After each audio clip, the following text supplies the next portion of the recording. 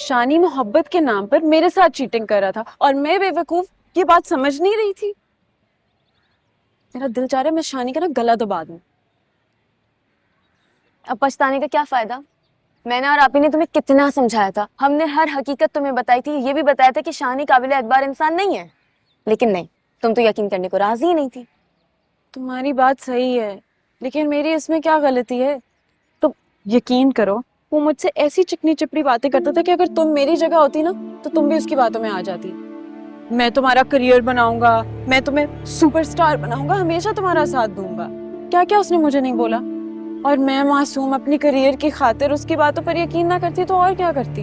रहने दो, इतनी भी तुम मासूम नहीं हो जितना तुम बन रही हो। ये बताओ, तुम्हारी अम्मी मान गई रिश्ता तोड़ने के लिए? नहीं, अभी तक तो अम्मी ने कुछ नहीं कहा, लेकिन मुझे यकीन है वो मेरी मर्जी के खिलाफ मेरी शानी से शादी नहीं कराएंगी, क्योंकि उन्हें पता है कि मैं कितनी जिद्दी हूँ। और अब तक ये रिश्ता जहाँ तक आया ना वो भी मेरी जिद की वजह से है, और मेरी जिद की वजह से ही वो रिश्ता खत्म करेंगी।